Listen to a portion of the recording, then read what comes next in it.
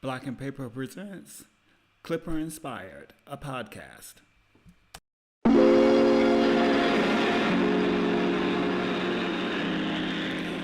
Clipper Inspired podcast today is about Ryanair. Ryanair is the Irish discount airline that flies between 10 and 11 million passengers per month to over 225 destinations in Europe, the Middle East, and Africa. What's so special about Ryanair is its business model. They don't really seem to care about the customer. To them, you're more of a haul, really, because those 737s are meant to get you from one point to the next. Comfort be damned. Hey, this is a bus with two wings on the side, basically. Michael O'Leary has always defended the airline, saying, hey, we must be doing something right because passengers keep coming back. And I have to agree with him because I've traveled Ryanair frequently, and I have to admit that $9.99 price tag, well, you can't resist it, can you? You pretty much get what you pay for. The airline is efficient. I must admit that. It's aggressively efficient. I mean, the seats don't even go back on the planes. Okay, well, like I said, can't argue with success. So many other legacy carriers are struggling, and Ryanair just keeps going up and up. What makes Ryanair successful? I don't really know. I mean, they go to these obscure airports, sometimes in the middle of nowhere, that a passenger, you have to take a bus or train, sometimes a goat to get to. But like I said before, the flights are full. I'm like, okay.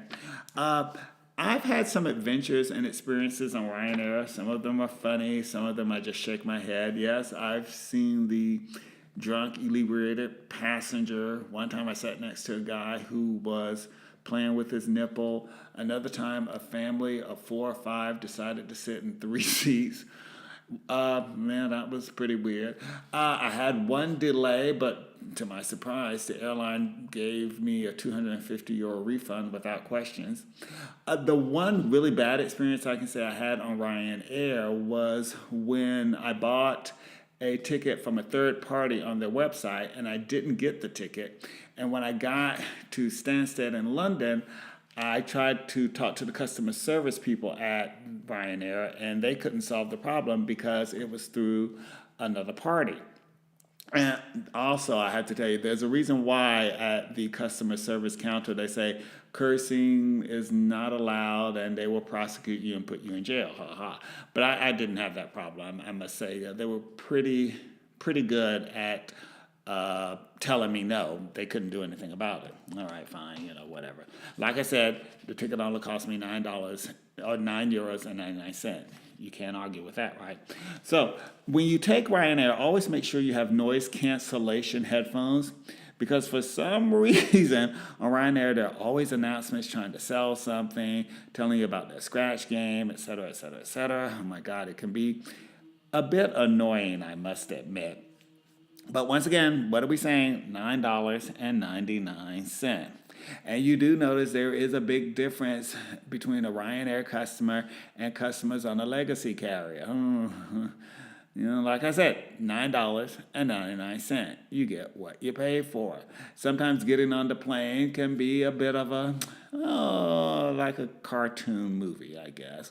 But you can pay for priority boarding.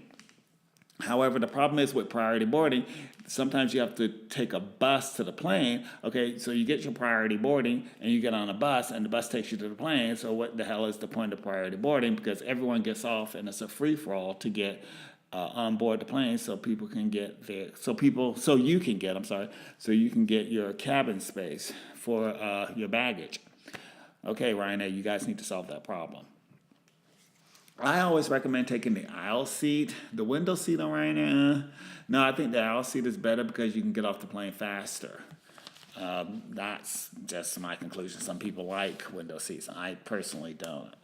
I always call Ryanair glam on a budget when I go to Milan Fashion Week, for example, because, like I said, $9.99. And the moment I get to Bergamo Airport, I have to take the €5 or €6 bus into the city center, which takes about 45 minutes. But I think they go to an airport in Paris, which is really far out. I think it's like an hour and a half or 2 hours away from the city.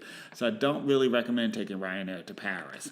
But if you're going to Milan, definitely. Or Berlin, because it goes to Schoenfeld Airport. Let's see, like I said before, is it a great airline? No. But is it an efficient airline? Yes, 100%. Like I said, I don't recommend Ryanair if you are looking for a great flying experience. I recommend Ryanair if you're looking for a cheap experience. And cheap is, I always say, you get what you pay for.